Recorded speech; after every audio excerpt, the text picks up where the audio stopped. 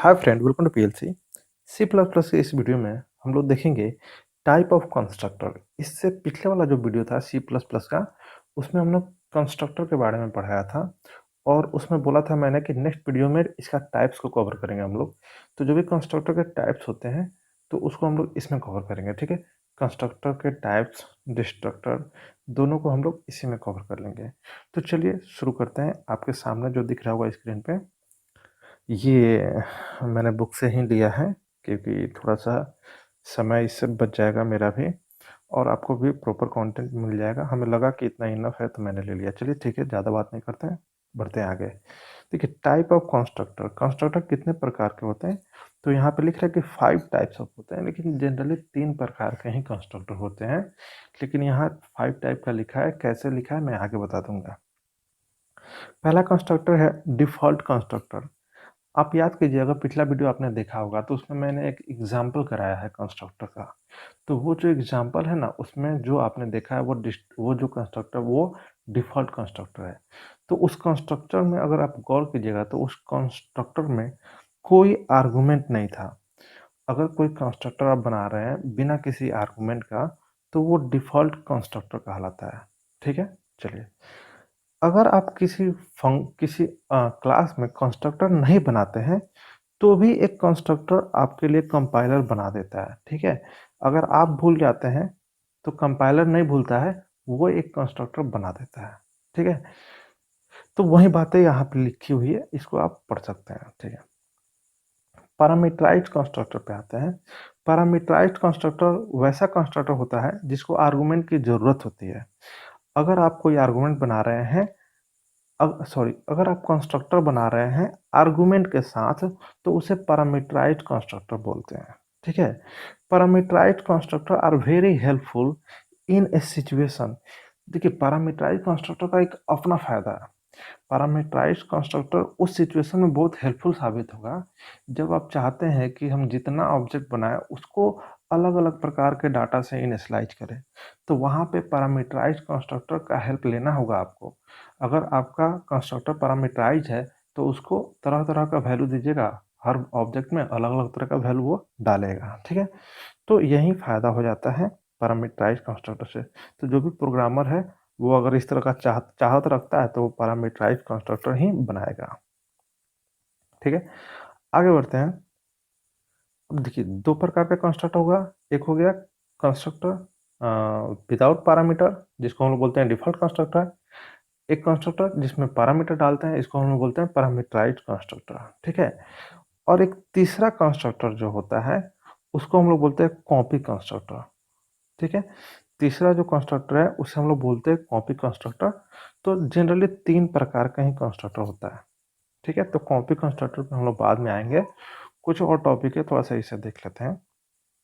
देखिए, अब कंस्ट्रक्टर जो आपने पढ़ा, तो अब कंस्ट्रक्टर को कॉल करने का 2 तरीका होता है। एक तो तरीका होता है इम्प्लिसिट कॉल। जो भी पिछला वाला एग्जांपल आप देखे थे उसमें फंक्शन को जो भी कंस्ट्रक्टर को कॉल किया गया था वो इम्प्लिसिट था, हालांकि कॉल तो किया ही नहीं गया था। कॉल कर दीजिएगा तब तो वो एक्सप्लिसिट कॉलिंग हो गया। अगर आप कॉल नहीं कर रहे हैं, ऑटोमेटिक कॉल हो जा रहा है तो वो इम्प्लिसिट कॉलिंग कहलाएगा, ठीक है। तो जो कंस्ट्रक्टर को हम लोग पिछला वाले वीडियो में कॉल किए थे वो इम्प्लिसिट कॉलिंग था। और एक होता है एक्सप्लिसिट कॉलिंग, जहाँ पे आपको फोर्सफुली कॉल करना होगा, मतलब लिख के कॉल करना होगा। तो उसके लिए सिंटेक्स ये है। हो सकता है ये सिंटेक्स आपको समझ में नहीं आए, तो चलिए, एक प्रोग्राम है, बड़ा अच्छा एग्जाम्पल है, इसमें आपको दोनों मिल जाएगा, ठीक है। चलिए, तो ये एग्जाम्पल से हम दोनों क्लियर कर देंगे। सबसे पहले हम लोग देखते हैं क्लास को। अपने क्लास को पहले अच्छे से देख लेते हैं। तो देखिए, क्लास का नाम है स्टूडेंट। पब्लिक सेक्शन में एक वेरिएबल, मात्र एक वेरिएबल है, इंटीजर टाइप मार्क्स। यहाँ पे एक कंस्ट्रक्टर बनाया गया है, ठीक है। इसमें एक पैरामीटर भी है, तो आप बोल सकते हैं ये पैरामीटराइज्ड कंस्ट्रक्टर है, ओके। यहाँ पे कंस्ट्रक्टर में आपको एक आर्गुमेंट दिख रहा है, तो इसका मतलब ये पैरामीटराइज्ड कंस्ट्रक्टर है। और ये क्या कर रहा है, ये जो y एक वेरिएबल है, y का वैल्यू मार्क्स में चला जा रहा है, मतलब कि आपका जो मेंबर वेरिएबल मार्क्स है उसे इनिशियलाइज करने का काम कर रहा है आपका कंस्ट्रक्टर। हालांकि जनरली यही काम करता ही है। अब आते हैं मेन फंक्शन में। मेन फंक्शन में अगर देखा जाए तो आप एक ऑब्जेक्ट बना रहे हैं, ठीक है, और यहाँ पे एक दूसरा ऑब्जेक्ट बना रहे हैं।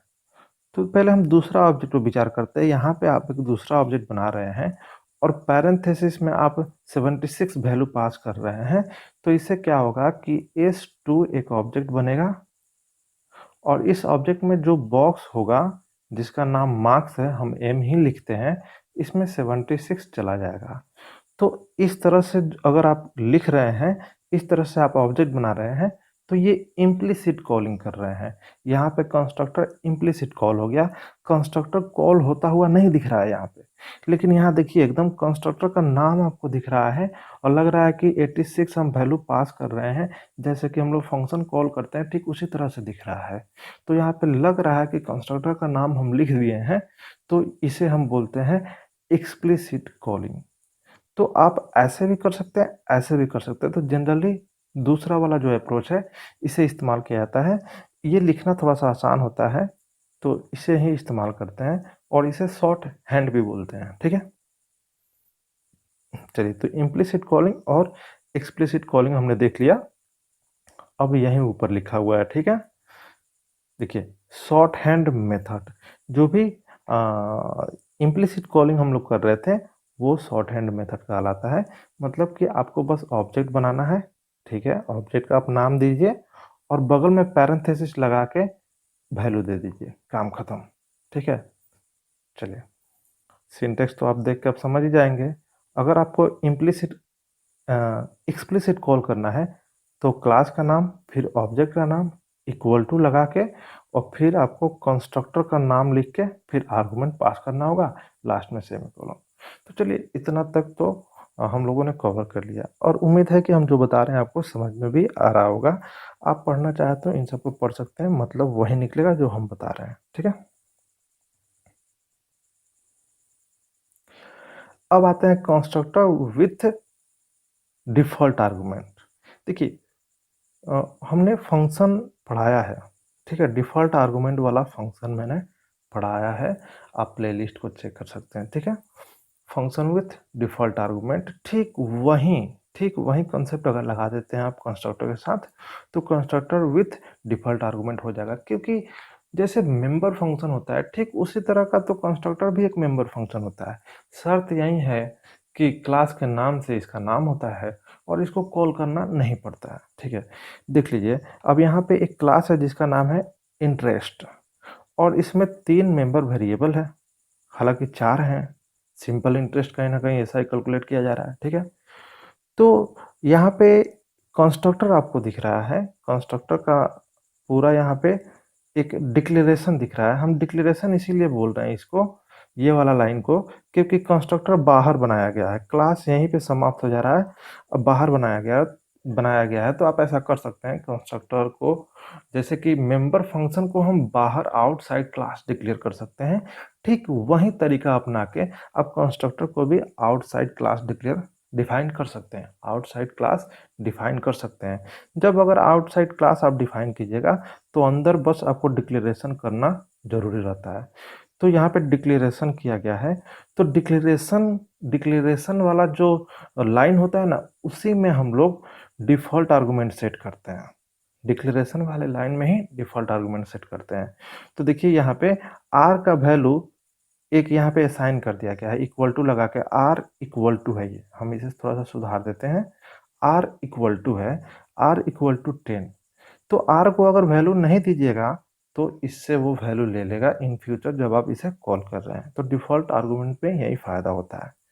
तो अब बाकी ये अंदर देख रहे हैं, तो जो भी प्रिंसिपल में है वो पी का वैल्यू जा रहा है, ईयर में टी का वैल्यू और रेट में आर का वैल्यू जा रहा है। तो इतना तो आप समझ ही रहे होंगे, उतना डीपली एक्सप्लेन करने की ज़रूरत मुझे नहीं लगती है, ठीक है। चलिए, तो डिफ़ॉल्ट आर्गुमेंट आप समझ गए। देखिए, डिफ़ॉल्ट आर्गुमेंट हो सकता है, अगर आपको समझ में नहीं आया है तो आप फंक्शन देख लीजिएगा, फंक्शन विद डिफ़ॉल्ट आर्गुमेंट वाला फंक्शन देख लीजिएगा, तो फिर आपको 100% समझ में आ जाएगा, ठीक है। क्योंकि वो पूरा का पूरा एक अलग कंसेप्ट है, उस पे मैंने एक अलग वीडियो बनाकर रखा हूँ।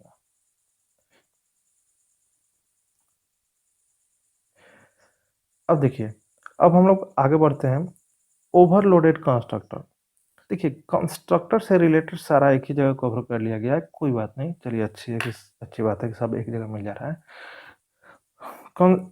फंक्शन ओवरलोडिंग मैंने पढ़ा रखा है, ठीक है, उसका भी वीडियो अवेलेबल होगा। फंक्शन ओवरलोडिंग का जो कॉन्सेप्ट है ठीक वही कॉन्सेप्ट है कंस्ट्रक्टर ओवरलोडिंग का। जैसे आप फंक्शन ओवरलोडिंग करते हैं उसी तरीके से आप कंस्ट्रक्टर ओवरलोडिंग भी करते हैं। अगर कोई क्लास अगर आप बना रहे हैं, उस क्लास में एक से ज़्यादा कंस्ट्रक्टर अगर आप बना रहे हैं तो वहाँ पे कंस्ट्रक्टर ओवरलोडिंग हो जाएगा। लेकिन बनाते समय आपको सावधानी क्या रखना है कि पैरामीटर उनका डिफरेंट होना चाहिए, ठीक है। ओवरलोडिंग का मतलब ही होता है कि उनका जो भी, ठीक है, नाम तो सेम होगा लेकिन डिफरेंट पैरामीटर के साथ होना चाहिए, ठीक है, तभी जाके कंस्ट्रक्टर ओवरलोडिंग आपका हो पाएगा। तो आइए देखते हैं एग्जांपल से ही डायरेक्ट समझते हैं। यहाँ पे आपका एक क्लास दिख रहा है, ये रहा आपका क्लास जिसका नाम है सर्कल, और एक ही वेरिएबल है इसमें, मेंबर वेरिएबल, जिसका नाम है रेडियस। अब पब्लिक सेक्शन में देखिए, क्योंकि पब्लिक सेक्शन में जनरली कंस्ट्रक्टर बनता है, ये रहा आपका पहला कंस्ट्रक्टर जिसे मैं एक तरह से घेर दे रहा हूँ, ठीक है। पहला कंस्ट्रक्टर है सर्कल जिसमें कोई आर्गुमेंट नहीं है, तो आप बोल सकते हैं ये डिफ़ॉल्ट आर्गुमेंट है, ठीक है। अब दूसरा डिफ़ॉल्ट आर्गुमेंट आप नहीं बना सकते हैं। कंस्ट्रक्टर ओवरलोडिंग में एक तरह का 2 कंस्ट्रक्टर तो हो ही नहीं सकता है। जैसे कि एक डिफ़ॉल्ट आर्गुमेंट बना दिया आपने तो दूसरा डिफ़ॉल्ट आर्गुमेंट नहीं हो सकता है। लेकिन पैरामीटराइज़्ड 2-3 हो सकता है, क्योंकि पैरामीटर में ही तो आपको डिफरेंस करना है ना, ठीक है। अब दूसरा जो कंस्ट्रक्टर है इसका थोड़ा-सा यहाँ है, थोड़ा दूसरे पेज में है, तो दूसरा पेज वाला हम यहीं लिख देते हैं, ठीक है? यहीं पे हम लिख देते हैं रेडियस इक्वल टू आर, ठीक है? यहाँ पे क्लोज, क्लास यहाँ पे बंद, काम खत्म। चलिए हो गया। नीचे वाला पे ध्यान नहीं देना है। अब जो दूसरा वाला कंस्ट्रक्टर दिख रहा है, इसमें एक पैरामीटर है, ठीक है? और अंदर का कोड कुछ भी हो रहा है वो आप समझिए, ठीक है? तो 2 कंस्ट्रक्टर एक ही क्लास में देखने को मिल गया, इसका मतलब कंस्ट्रक्टर ओवरलोडिंग हो गया। दूसरा वाला कंस्ट्रक्टर पैरामीटराइज़ है।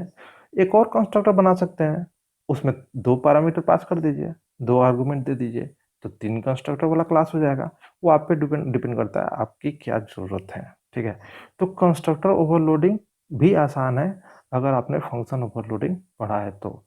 अब आते हैं कॉपी कंस्ट्रक्टर पे, ठीक है? देखिए कॉपी कंस्ट्रक्टर, हालाँकि मेनली 3 ही कंस्ट्रक्टर होता है, किसी-किसी बुक, हर अधिकतर बुक में 3 ही है, लेकिन यहाँ पे ये क्या किया है, ओवरलोडेड कंस्ट्रक्टर को भी एक टाइप में काउंट कर लिया है। करने दीजिए, कोई बात नहीं, चलिए। अब आगे बढ़ते हैं।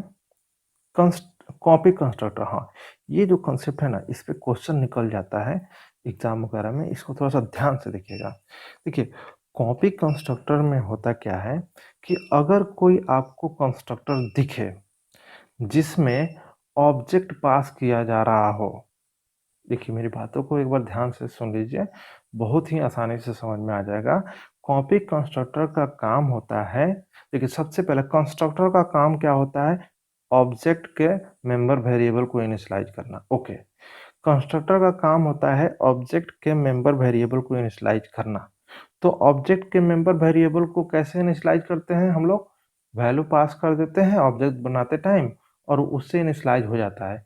लेकिन अगर आप कुछ ऐसा कर रहे हैं, एक ऑब्जेक्ट के मेंबर वेरिएबल को किसी दूसरे ऑब्जेक्ट के मेंबर वेरिएबल से इनिशियलाइज करने की कोशिश कर रहे हैं, तो यहाँ पे कॉपी कंस्ट्रक्टर का आपको हेल्प लेना होगा। फिर से बताता हूँ, जब आप किसी ऑब्जेक्ट को दूसरे ऑब्जेक्ट से इनिशियलाइज करते हैं, तब वहाँ पे कॉपी कंस्ट्रक्टर ही काम में आएगा, ठीक है? तो चलिए अब हम लोग थोड़ा-सा इसको हम अंडरलाइन करके बता देते हैं। जो मैंने बताया वही आपको लिखा हुआ है, ठीक है?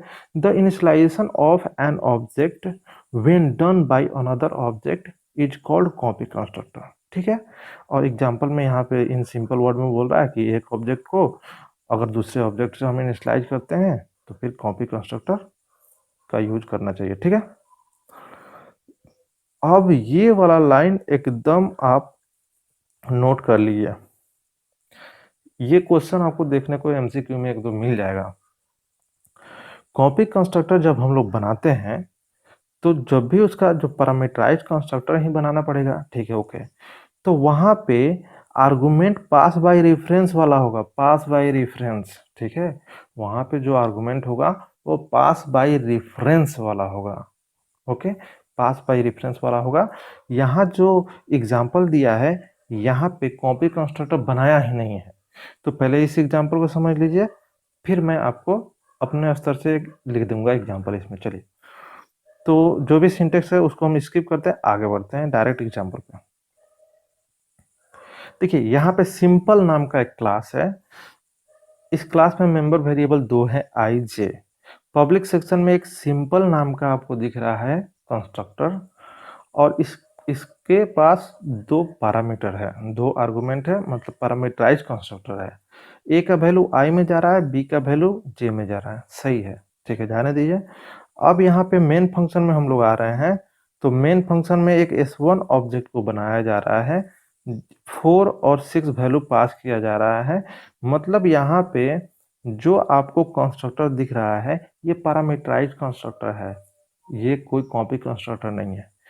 अब यहाँ पे दूसरा एक ऑब्जेक्ट बनाया जा रहा है जहाँ पे S1 पास किया जा रहा है, जहाँ पे S1 पास किया जा रहा है। तो यहाँ पे कॉपी कंस्ट्रक्टर कॉल हो जाएगा, भले ही आपने नहीं बनाया है, लेकिन कंपाइलर खुद से बना देता है, कंपाइलर खुद से बना देता है। लेकिन आपको बनाना होगा तो आप कैसे बनाइएगा, मैं अलग से लिख देता हूँ उसको, ठीक है। अभी बस समझ लीजिए यहाँ पे जो है, तो यहाँ पे S2 बना रहे हैं और S1 को आपने पास किया। तो S1 का जो वैल्यू है 4 और 6, ये S2 में भी चला जाएगा, ठीक है। और आप इस तरह से भी करके कॉपी कंस्ट्रक्टर को कॉल कर सकते हैं। ऐसे लिखिए या ऐसे लिखिए, दोनों बात बराबर। यहाँ पे S3 इक्वल टू S1 लिखा गया है, तो आप ऐसे भी लिख सकते हैं, ठीक है। चलिए, तो अब आपको अगर कॉपी कंस्ट्रक्टर बनाना हो तो क्या करना होगा, तो मैं ये खाली जगह लेकर यहीं पे लिख देता हूँ, ठीक है, यहीं पे मैं लिख देता हूँ।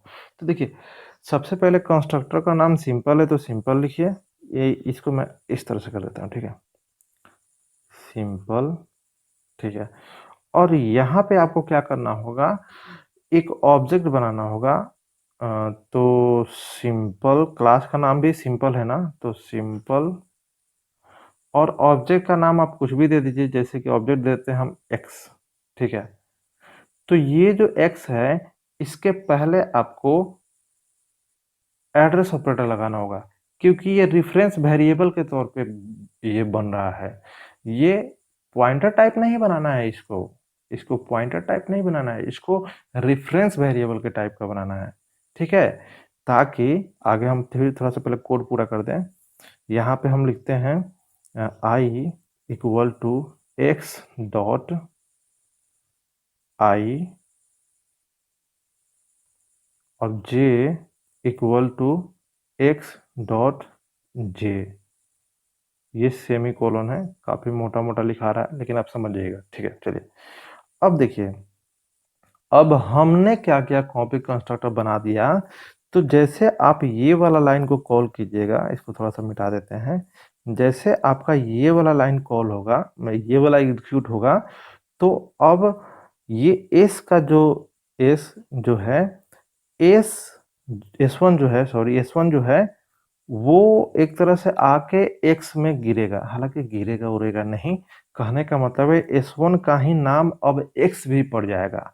रेफरेंस वेरिएबल बनाने का मतलब क्या होता है कि एक ही वेरिएबल का एक दूसरा नाम भी दे देना, ताकि उस नाम से भी हम एक्सेस कर पाए। तो अब यहीं S1 का नाम अब एक्स हो गया। तो अब जो S1 आपने जो एक ऑब्जेक्ट बनाया है, इसमें दो गो बॉक्स है, एक आई और एक जे, ठीक है। तो आई में है 4, ये काफी मोटा हो रहा है, आप लोग समझ जाइएगा, और जे में है 6।